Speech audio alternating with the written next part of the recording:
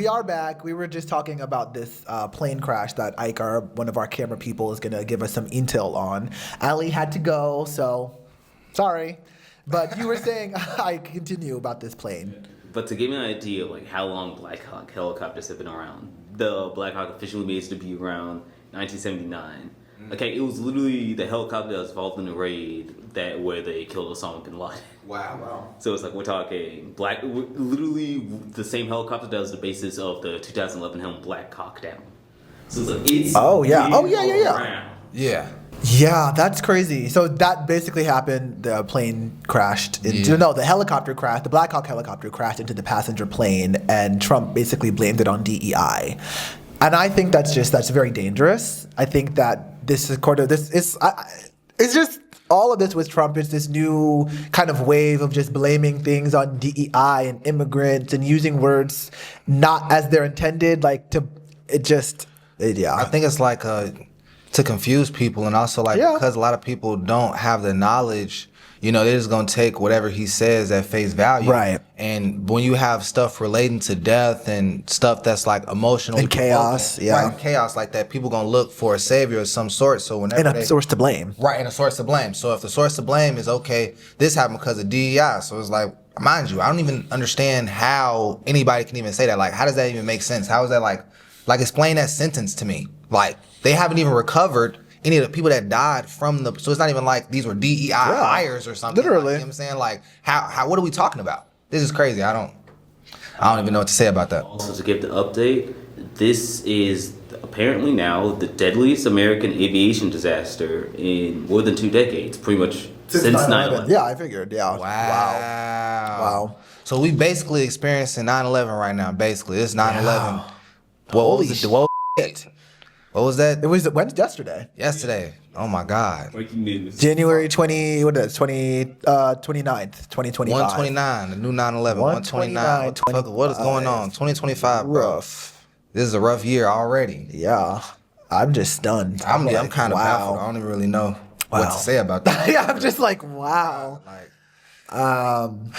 But to keep you all entertained, we have another topic here to talk about. So we were talking about this earlier in the editor's room. Yes. All of these companies, on the kind of topic of DEI, a lot of companies on Trump's new federal, his executive order, basically are rolling back their DEI initiatives, which is nothing new. Mm-hmm. A lot of these companies, and we were talking about this, these companies don't really want to support Black people or the Black dollar. And so these DEI initiatives in the past, I feel also, I agree with you in that point, was like, these were initiatives created.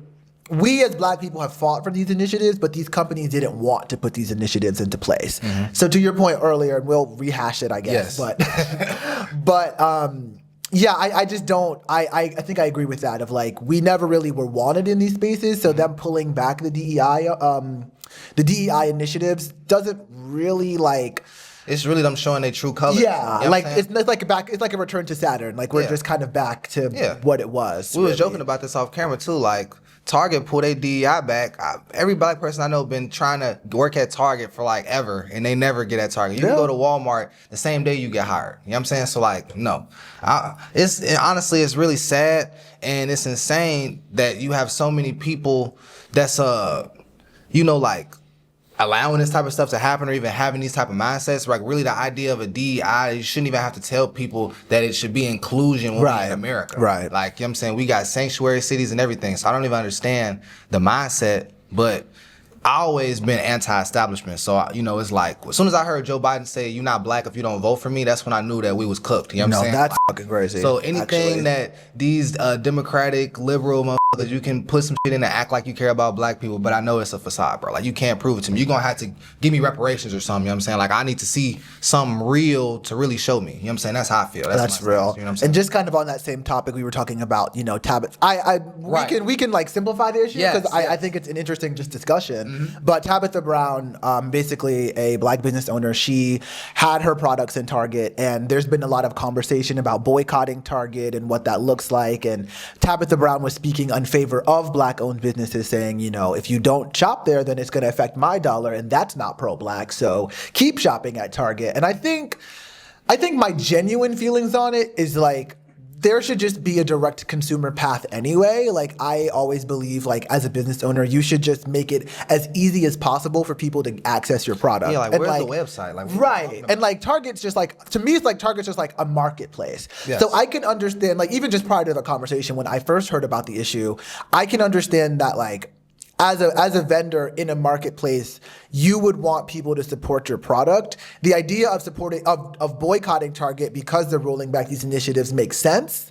But I also think that, like, to the point of like Tabitha keeping a business and keeping the black dollar black, I think it's honestly kind of her responsibility to be like, hey, this is how you can support me directly if you don't want to go through Target. Now, do I think that, you know, every black business owner needs to up and pull their stuff right now off the shelves?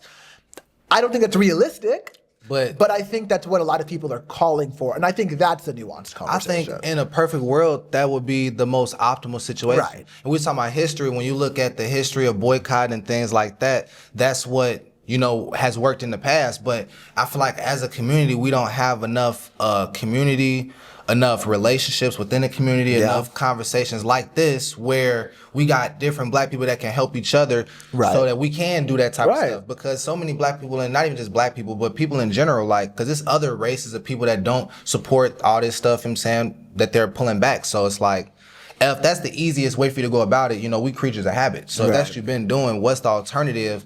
And, you know, usually people want to see it handed to their face. You got the commercials, you got enough brainwashing to get people to say, okay, you know what, going to Target, I gotta get this. And it's easy, it's convenient, right? You can go to Target, you can get your groceries, you can get your skincare, all that jazz, you know? Exactly, but it's honestly sad. And like you were saying, honestly, that is Tabitha's responsibility, because it does come off like you like a double agent or something, or like you got some weird, like they got you like, they got some blackmail on you or something like that. Like, how are you black? And you see all this happening, and they just told you, yeah, we not hiring no more, and you didn't, and your first thought was, I'm finna record a 10-minute video telling black people to continue to shop here. Like, that don't really seem smart. There's so many different ways and facets.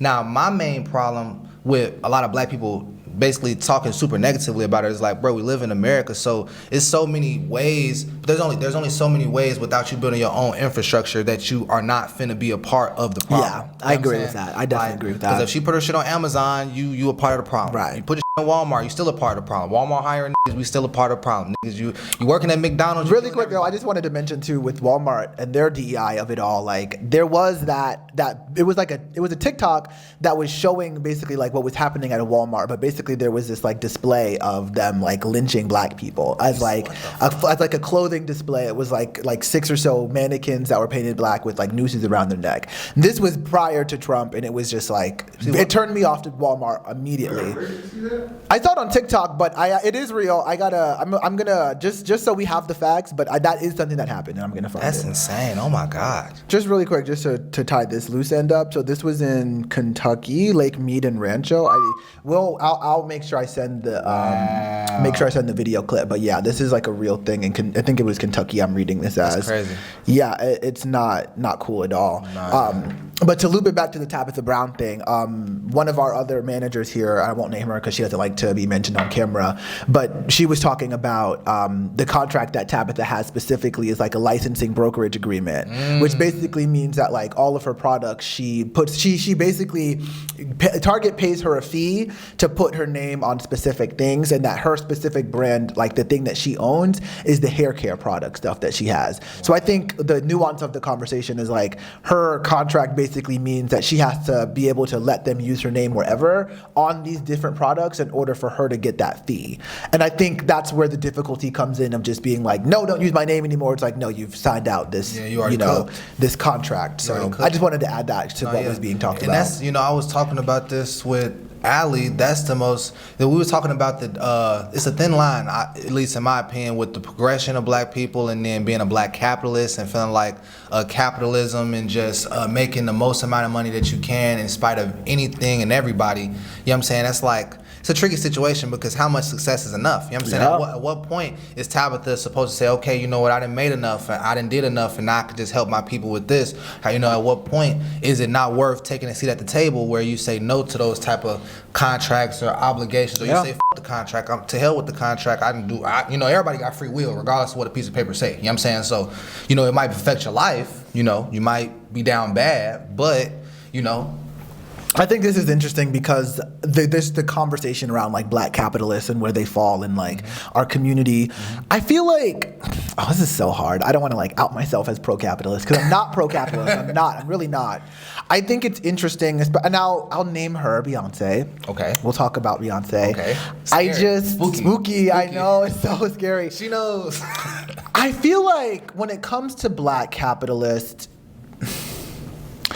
first of all, there aren't that many black capitalists. Let's just start there, Facts. okay? And I feel like if you as a black person are able to find yourself in a position where you are able to accumulate that wealth, I mean, even like a Michael Jackson or a Diana Ross or a Whitney Houston or an Oprah, like there is something to be said about black faces in high places. And I know that that's so messy, and I don't believe personally that black faces in high places is going to save us, because like you were saying, like if the table has 8 people at it and one black person is just the exception to the rule, you know, super talented, super iconic, whatever that exceptional thing, quality about them is, and it gets them to that table, yeah, sure, great that black person got to that table, but that table was never designed to have us in the first place. Facts. So how valuable is it? To that point you were saying about like how much success is enough, it's like, I feel like these black capitalists need to really put their attention on like giving back to the black community and recirculating that dollar back into the community. Man, I just had a crazy idea. Based off what you're saying, it's like, okay, you know, because at the end of the day, it sounds like you don't want to be, not you, but it sounds like, you know, nobody wants to be this token nigga, basically. You know what I'm saying? You don't want to be just, okay, we got the black guy here, we did our part type shit. And more than anything, that made me think about the DEI stuff. Like, well, you know, if they gonna do that, the most powerful thing all black people could do is say, well, we quit, we done. Right. You know, pull out, pull our dollar out, pull our labor out. You don't want me in this motherfucker. Well, guess what? You gonna feel how I feel when I ain't here. You know what I'm saying? Divest our attention. You know, and that's, you know, but that's where the community and the collective, and that's the scary part, because also when you work on building that community and that collective, they will kill the fuck out, like they will murk your like soon as you have enough niggas on the same accord, they will silence. You weren't silenced, you were silenced on God. You know what I'm saying? They will end your So that's the scary part, where it's like, damn, you know, how much influence do it really want? Because if I influence all these people, is it gonna be worth my life if in 10 years y'all back to eating Popeyes and drinking Don Julio and shit? Like, damn. I don't want to say it has sound. You know what I'm saying? They're still doing it right now. They doing it. That's my point. The Popeyes and Don Julio of it all. What man, if Fred Hampton died? Don't eat that shit, please. Don't. You know? With what is it? Listeria? No, not bird flu is back. Don't eat that shit. Please don't. And the FDA is like silenced. Basically, they can't talk to us weird. as American citizens, and who we're out of who. Yeah, bro, like they targeting. Don't eat that shit. Please don't. I ain't gonna lie. I believe my conspiracy is that they trying to completely erase. I think that's the goal. They wanna. I feel like. How are they erasing black people? Well, first off, let me say these my ideas. Popeyes Okay. that big? Huh? Yes. Popeyes that big? What was the Popeyes chicken sandwich? Like there was that one. This was like 2015, like a few years ago, and it just drove everybody nuts.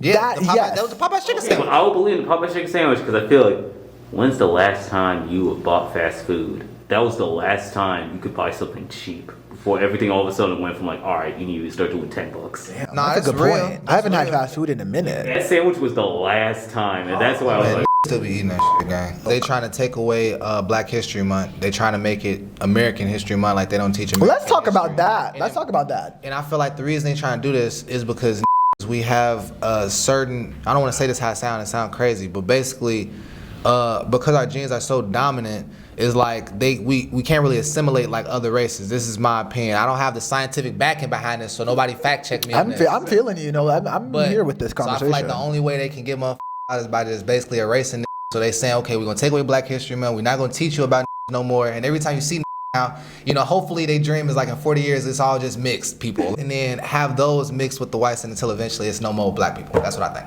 oh, I thought we were gonna go off the culture. I think I disagree a little bit. I think no. Let me figure out my thoughts. Let me speak out loud. Just speak it in drafts here.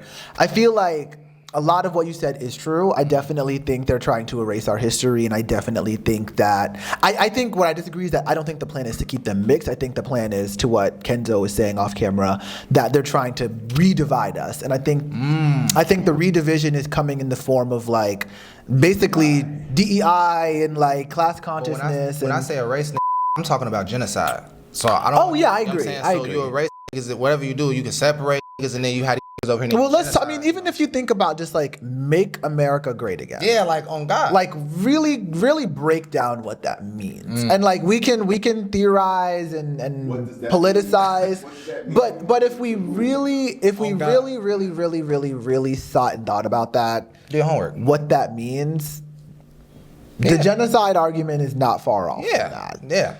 And I don't think black people are going to allow themselves to be re-enslaved in any way, shape, or I, as a black person, will not allow myself to be re-enslaved in any way, shape, or form. Period. On God.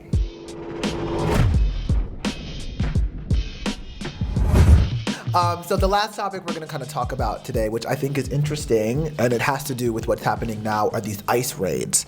And if you didn't know, basically, nationally, there are basically raids happening by ICE that are designed to basically round up immigrants. And there's been a few in Chicago recently. People have been reporting them. You can report them. I think there's a and I'll try to find it for you when this goes out, but there's like a website that you can go to upload these sightings of ICE. But I, Like report them like you calling ICE on my or like. no, well, you could do that. I wouldn't do that. No, I'm you not could, saying I want but, to. no, I'm just trying to make but- sure I'm trying to get a but- clear understanding. Yeah, but for the website, it's basically to like report the sighting in the Oh, okay, area. okay, Yeah. okay. It's like anonymous, and you can do that. For sure. And I think that's really important. The issue that I think is interesting about this conversation is like a lot of black people have been divided on this, Mm-hmm. whether or not they believe this is our fight, whether or not, we should stick up and show solidarity for immigrants. Mm-hmm. I want to hear what you have to think, and then I'll share what I think, and we can discuss. Okay, so I think that, well, it's a nuanced thing. So I can't necessarily say that it's not our fight only because of where the 14th Amendment even comes from to begin with. So when, Please talk about so it, you Calvin. understand where the 14th Amendment comes from, the birthright citizenship, and it basically comes from slavery and dealing with us being slaves, and if you was a slave and you had a child, and that whole process with them being an American citizen. So it didn't start with immigrants or anything like that. Yep. It started with black people. Yes. So with that being said, having that historical context, it worries me when they try to take away or change the Constitution, because it's like, this is stuff Right. that I basically was taught that you should never change. Right. It's like the unchangeables, you know what I'm saying? I think the only thing I can remember that's been changed from the Constitution was prohibition. Right. And it's like, but now it's like they're trying to change everything. Right. They keep trying to take stabs at changing everything, which is like insane to me. So it's like, is this even America anymore? Or is this just your Right, right. Because that's what we built everything off. America was built off the Constitution and everything being what they say it was. You know what I'm saying? So it's a very spooky thing. Now, do I feel like it's black people's fight? This is the scary part. I feel like keeping the 14th Amendment may be a black person's fight to a degree, but regarding, it's a double-edged sword, because a lot of people have been having problems with immigration. People in Chicago, you dealing with Venezuelan gangs taking over apartments, doing all this type of stuff. So Wait. I just want to. Is that true? I don't know if it's propaganda or not. It could be. Because I heard it was. I've heard. I'm gonna look it up. I heard a lot of stuff. I'm not. I just want to make sure I'm not going You know what I'm crazy. saying? I done heard a lot of stuff. I done heard people say, But I've definitely heard it. I just want to make sure I'm you not. know what I'm saying? So I don't know. I ain't seen it with my own eyes. You know what I'm saying? So I can't necessarily say this could be propaganda for all we know. It's a lot of fake news going around. But if you got all these black people feeling like it's a problem with the Venezuelans and all these immigrants, they coming. Even living and granted, I don't feel like anything's wrong with having homeless people begging and stuff outside. That's that's a product of it's a product of the system itself. You know what I'm saying? So I can't blame you because you're down on your luck. But when you have all these different people that's coming over and they getting released. That's what Trump is saying. They getting released from prisons and all this crazy stuff. You know what I'm saying? Why would I want somebody that was released from a prison to come over here and be in my backyard? You know what I'm saying? Or even worse. I understand that you know what I'm fear. saying? Yeah, I do. That's common sense shit. But it's you know what I'm saying? It's like, we got to show solidarity, because you will want for these populations of people to show solidarity with whatever issue it is. And in history they have, to a degree. You got Asian people, Mexican people, all different races of people showing solidarity with black people in certain events. Yeah, but it's like a feel historic solidarity. Yeah. But as time has gone on, I feel like a lot of people have been more individualistic, and the community ain't really as strong as it used to be. And that's why you have all the stuff and all the rhetoric that we have now, where it's like every man for themselves, and I don't give a about what they're going through because it don't directly affect me. But you know, it's like you got to have foresight and see the trickle down economics of what potentially changing the not only the morale of the country and what we deem as right or wrong, you know what I'm saying? Because if it can happen to them, it can happen to you. Absolutely. You know what I'm saying? So that's the bottom line of it, you know? And then it's crazy with the raids and stuff like that. I was hearing that they was literally taking people out of schools and oh yeah. They was taking people that wasn't even immigrants for real. They've taken a lot of citizens. They took a Native American. Yeah. I'm like, where y'all gonna send a nigga? He's Native American. Where you gonna send him? Like, I don't. So yeah, I think with this issue, honest, I agree. I think it is our fight, and I think that to kind of throw your hand up and say, well, I'm not an immigrant, so it doesn't affect me. It's like it could be you, you know. And there are like Black immigrants, Haitian immigrants, Caribbean American immigrants, all.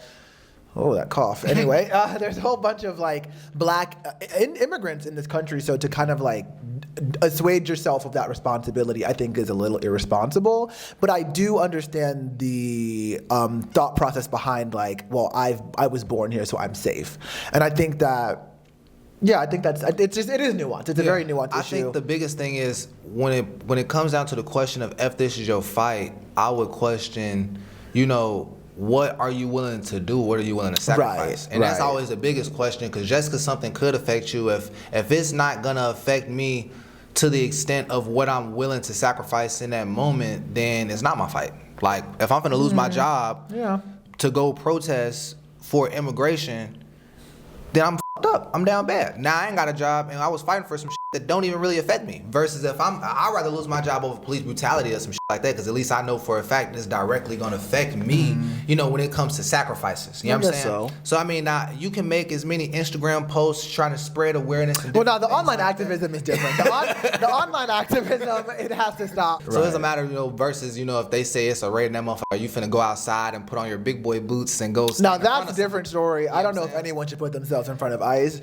You need to know your rights, and you have rights as anyone being attempted to be detained by ICE. But I agree with that. I think the white people should. I think the white motherfuckers should be the ones. If for all you motherfuckers out there that, you know, you feel so strongly about these races and you love the Mexican people if you white and you love Black people if you white, you love them so also bad. It's just like, it's like, how are you going to be like anti-immigration but still want to eat Mexican food, still want to eat soul food, still want to eat Chinese food? Like, what are we talking about? This is my thing about it with it. It's with like white people specifically. It's like, if you really don't like us for real. Don't like us on TV. Don't like our music. Don't like XYZ. Leave us the fuck alone. Yeah. Like, it's just ridiculous how you can be like, oh, well, I hate immigrants. Oh, but then you're the first one in line at Chipotle. Go f yourself. Yeah. And you know, the same way I was saying, you know, this is crazy.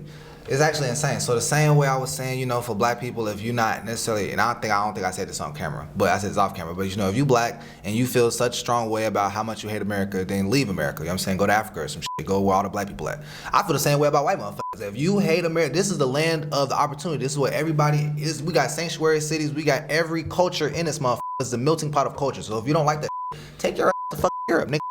Where it's only white people. There's tons of places where you only gonna see white people. You know what I'm saying? That's all you're gonna experience. That's the only culture of them motherfuckers. You're gonna be watching, I don't know what they do. Waltzing? I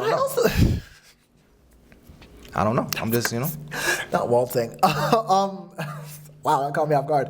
Yeah, I feel like white people have a lot to unpack when it comes to their what if we really were to sit and think about it, like, and it's not our problem to think about, but it's like, what is the relationship that white people want to have with people of color and not even marginalized community, just different races, right? Because there's always a complaint from white people. I mean, back to DEI. Oh, it's DEI's fault and this, that, and the third. Like, if you really, really, really fundamentally did not want us or did not like us, then why are you spending all of your time literally like indulging, like what is gentrifying our neighborhoods and like there needs to be some accountability and some acceptance on white people's part to say like, you guys really kind of need us as Black people and as people of color, and like the constant like repression and denial of that need, I think, is exactly why like racism persists, because you're actively trying to like convince yourself like, oh, like I'm better, and it's like, if you're better, then be better. People who are good, I just want to say this, like people who are good, people who are fine don't have to make it their mission to make other people know that they're good and they're fine. I need you to know that I'm cool. If you're cool, then be cool. Oh, God. You don't got to prove it to me. If you're cool, you got it like that. So why are you so pressed about what we as black and brown people are doing? That's just my question. Yeah. It's crazy too, because then even when you think about like the Trump thing, it seems like his whole idea is to make America great again and have everything in America for America. But in the same breath, America has the highest prison population in the world, and it's predominantly black people. And the 13th Amendment said if you know, a prisoner, then you basically a slave. So you really just got the highest slave population in the world, which is basically what's been going on since the beginning of the whole shit. You know what I'm saying? So ain't really much change. It's just we got technology now. We got, you know, different lights, neon lights, and different shiny things. But it's really the same old, same old. You know what I'm saying? So I don't really. It's like, because then they have these same prisoners go and fight fires, do all types of shit. Exactly, So exactly. Like, We were just talking about that in the episode about the LA fires. Yep. So I don't know. And then it's crazy. So then you basically trying to strip away DEI, but then you're gonna have the prison population, which is predominantly black, do all the shit that y'all don't want motherfuckers to do, but you won't hire a black person to go do it regularly that's not a prisoner. Right. It's fine. just about control. It's about control, I power, guess. dominance, and it's honestly just pathetic. If you ask me, it's very pathetic. You know? But I wanted to mention. It was such a juicy point I wanted to mention to this convo. Hold on, I think I wrote it down. Oh, let's see. Damn, I forgot. I forgot what it was, but it was just like, oh man, I lost it. It's just up. It's this whole situation is. It was like, you might have to fact check me on this, but this thing of like, basically this new thing that Trump is trying to do, basically like going after anyone who has supported Palestine, and Palestine specific. And we're not going to get into the nitty gritty of that, even though my stance on Palestine is very clear. But this idea of like going after people who are like dissenters, basically, who have expressed support of Palestine. Trump administration to cancel student visas of pro-Palestinian protesters. Right. Canceling student visas and stuff like that to get people to basically like deport themselves, I think is one of the things he said. Like, we're going to make it so bad here that they'll want to leave themselves. I just think that's crazy. Nigga, that's like taking away freedom of speech. Yeah. Basically. But also a lot of people, and I want to say this because I had this thought today. It's like, if we let that happen, it's only a matter of time before it's Black Lives Matter, before it's any sort of. So I think, back to the immigration point, to tie it all together, I think it is our fight. And I think to ignore like the dangers of where we're headed and kind of say, oh, well, it's a their problem. Migrant issue. It's their problem. Like, no, it's an us problem. And if this is happening to any group, then it could happen to you. And I don't think we're above it. Man, what? This is insane. It's like I keep learning and it keep getting worse and worse. Like, what? That's mind-boggling. Yeah. That's crazy. It's just like, it feels like the bottom is just gonna. Ali was saying this earlier. Like the bottom could just fall out at any moment. You know. Yeah. It feels like legit. I feel like any day I could wake up, look at my phone, and just see like a red banner saying "You're watch out." Basically. Do you guys think we're seeing the last days of democracy and we're falling into an oligarchy?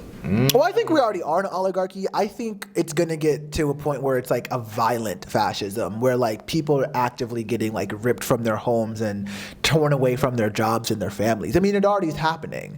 And I don't know really what to do other than to just organize and be in community, you know? Yeah. This is community, you know? The five of us in this room having this conversation and you all watching at home is community, you know? Like, some communities maybe have more reach and more influence, and there are some things that I wouldn't say to you all at home watching this that I would say to these people when the camera's cut off. And I think that there's nuance in the way in which we can have these conversations across, you know, the internet and across social media, but I think the real action is going to happen at home. It's going to happen with our families. It's going to happen with our friend groups. And I think the more people who are willing to have these conversations, the better things are going to get, because I think sometimes, and I'll just say this is like a thought that I'm having in the moment. It's like, I think sometimes the fear of like, maybe it's the discomfort around like being wrong, or the discomfort around like having to tackle the difficult thing is what keeps us from having the conversation. But, you know, I think I learned today, like, having the conversation is important, and like, you do kind of have to talk these things out, because sometimes you're talking about the same thing, you just don't have the language to talk about it, you know? Well, 100%. 100% Yeah. agree with that. I want to add one more. Yeah, go ahead, Ike. So, speaking of oligarchy, Meta has agreed to pay $25 million to settle Trump lawsuit over suspending accounts related to the January 6th. Yeah. Just now? This one happened just yesterday. What was Wow. January 6th? Oligarchy. January 6th was in 2020. Basically, Trump had incited an insurrection at the Capitol. Oh, that's when all them people came and did Yeah. that shit. Wow. And I think Yeah. wasn't he convicted for that, or the people were? The judges they appointed are like, should we go through with it? Or they like just pushed it, and then he became president, and they just dropped it. Yeah. Yeah. And then he pardoned everybody that got locked up from it, right? Yeah. Pretty and much. now it's like Facebook was like, yo, we're shutting down the accounts involved and we're suing you for it. But now it's like, oh, you won? You know what? We'll give you the money. Fuck Why it. don't we just pay you instead? Yeah. I just think that it sucks. It's one of those things where it's like you have a company. Even I was thinking about this with like our phones, and like someone was saying on TikTok, like the Face ID and the thumb lock on your phone could easily just be used to identify you in a protest, used to collect your data. Like these companies have such an influence over every aspect of our lives, down to who we call and talk to and how we communicate. Like.